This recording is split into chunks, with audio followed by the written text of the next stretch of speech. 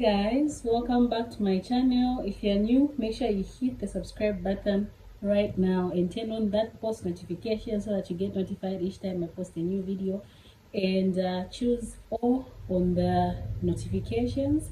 So today we are back with a new video, and today's video we're going to talk about all things that you need to start doing, like a must know things, must have qualities as an adult. When you become an adult, exception, you need to start doing them. So it's just part of being an adult. There's no two ways around it, and just like I can skip and not do this and all that. You got necessities. So get right into it.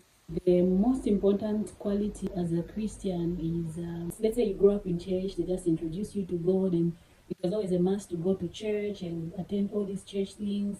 However, when you become an adult, you need to develop that uh, curiosity and just develop that zeal to get to mature spiritually. Know why you're going to church, why your church does certain things, why you need to pray, why, just finding the answers to the whys, why you're doing whatever you're doing spiritually, so that you get bound. So that spiritual maturity includes developing a personal relationship with God. Whatever you do reflects your Christian values, and decisions that you make are a reflection of a Christian value. So, in case you meet people that don't know God or people that know God, it should show to say this person is a Christian. This character is the decisions you make, they are bound by your spirituality. Serving in church, serving in the community, where when you're an adult, nobody needs to remind you to say, no, you need to remain for youth, you need to remain, you need to contribute this at church, you need to do this, you need to go to church. When announcements are made, you just show up. You just show up and do all you have to do, work and then participate. That is a reflection of the spiritual maturity. So, financial responsibility. This includes knowing how to manage your money, tracking your spending, budgeting, and then also just knowing how you can earn your money. To add on to the financial responsibility is opening an emergency fund, like open a bank account, like your savings account, and then always having something in your savings, work for your money. And if you can work, do it right, so that next time people can recommend you to say this person can do this work and they did right, they did it good. So you have that reference with people because of your good work ethics. You're always showing up on time to work, you're always doing your work on time, you're meeting the due dates. Shows that you have the financial responsibility as an adult, things that you don't need people to be on your back and say, no, you need to mature, you need to keep your money well, you need to do this and that. Financial responsibility, that also includes avoiding financial traps. By financial traps, I mean avoiding debt, avoiding unwise investments, avoiding impulse buying, always budget for things and buy things that are within your budget, living within your means. Must have things you must do when you become an adult is change in character and behavior, taking full responsibility of your life, keep the promises that you made to yourself and choices that you made. Yes, it's important for people to remind you sometimes that you're going the wrong way or taking the wrong path and things like that. However, it's a must as an adult that you take full responsibility of your life through the choices you make. By not making choices like you have nine lives, being jealousy and guarding your life like you have one, like you have. You have one life, actually. And then also, by keeping the promises that you made to yourself. Growing up, we all have these dreams and aspirations of certain things that we want to do, what we want to become, what we want to avoid doing in life, and things like that. So, taking that and living your life in such a way that you keep the promises that you made to yourself into younger version, like we'll be really, really happy to see what you become and what you're doing. To add on to the behavior and character change, to develop self-discipline. By self-discipline, where you get to be strict with who you spend your time with, how you spend your time, and not just recklessly spending your time. How you manage your space, like place, your room, wherever you are. Is it clean? Is it organized? Is it tight? And having your personal space. It's okay as an adult to be alone, to be with friends. You change in such a way that you are okay with being alone. You're okay with being with friends, and not being a person who can't be alone. A person who is always who always desires to be in the company of others, can't do things on their own, can't function in short without, for instance, you're a person who always needs someone in order for you to do what you're supposed to do. Like you need someone to be with you, to accompany you, to remind you.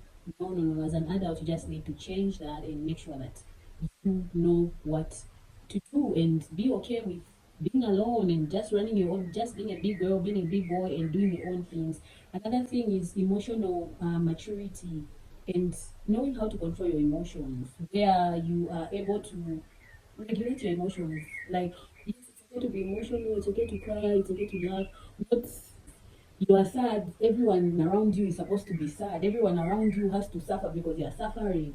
No, knowing how to manage your emotions, and that includes not projecting things. It's one person who did something wrong to you, you're projecting to everybody else and not wanting to take responsibility and healing, learning. So, behavior change and character change includes that emotional maturity and knowing how to control your emotions. If you see to say today I'm not in a good mood, communicate with people. I don't feel okay today. I don't think I'll be able to, talk much and not as a person. You just wake up moods everywhere, mood swings. You can't greet people. You can't even simple etiquette. You can't do. Your emotions are imbalanced. People don't know like every day is a different thing. People are even scared to talk to you because they don't know if today you wake up in a mood where you don't want to talk to people.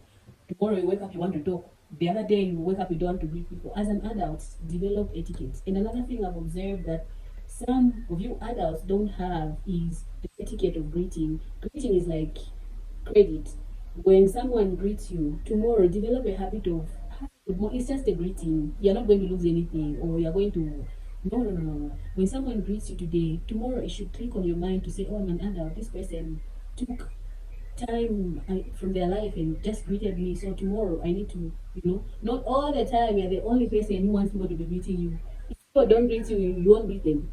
As adults, we need to change. We need to be emotionally mature, develop behaviors that are showing to say this person is an adult. But that greeting part, you guys, change. Those of you who don't like greeting people, even if it's strangers, you don't know them what. So that will also lead me into manners. Like develop table manners, develop relation manners, how you talk to people, how you respond to people. If people do something for you, even if you are paying it, your money, you know it's your money. Yes, you've had a helper, you've had someone to run an errand or do something for you. Still be grateful because you can't do it on your own. Somebody else who is doing for you, even if you're paying, say thank you. A simple thank you is speaks a lot about who you are and everything. Develop that gratitude, that sense of gratitude in your behavior as an adult. You need to have that. Even if it's your money, hey, I paid, I can't say thank you. Hey, no, no, no, no, no, no. Develop that. When someone does something that you cannot do, that helper that you say, I'm paying her, what, she deal this, that. Even in just mere shops where you go to order things, take out and whatever. Add thank you, you are welcome in your vocabulary. Like it's very, very important. Manners are very important to develop as adults. Don't need to be reminded to say, you're manners, you need to develop manners, you this and that. No, no, no. It just has to be something that comes natural when you become an adult. People don't need to remind you to say you have bad manners, you need to change. Those are the problems that we're facing now due to people not having manners, where you are an adult but you don't want to behave like an adult, you don't want to have manners, you want to behave like a child, where people always have to be reminding you, hey, do this, no, no, no, that's bad manners, hey, you can't do this, you can't do that. When the behavior and character is good time management, nobody has to be reminding you. Like the way you also respond when you have appointments with people and you are called upon to do something, be on time. When you are late, communicate to say, no, I'll be late, something came up and things like that. Not you need to be at a place 30 minutes before, you show up 1 hour later without even communicating to people. Say, no, something came up, that's why I'll be running a little bit late, things like that. So those are certain things to change that you need to start doing as an adult that people don't need to uh, remind you to do. Lastly, in terms of behavior and character change, as an adult, you need to know how to communicate with people because communication is key. Be open to talk and put people in their place. Like hold people accountable. When you do not like something, don't settle for it and just be like, it's fine. What can I do? I don't want to talk. People end up crossing your boundaries. Openly communicate your boundaries to say no, this is not okay with this. Please never do that, and like never do this again to me and that. You also, in as much as you are communicating, try to communicate by not shouting. Like, why are you shouting at people? Just respectfully take them aside. And communication doesn't mean you embarrass someone, you come out in such a way that makes the other person uncomfortable. If it's in an open setting, take, like, excuse yourself, call the person, invite them in a private place, talk to them privately. No, don't shout. Like, it's not necessary to shout. Respectfully explain and express yourself. Like, explain why you don't like what they've done. In as much as you're upset, communicate in such a way that you express yourself fully in a respectful manner, even to the other person. You're not your child to be shouting at them. I think people listen like that. If they don't listen, then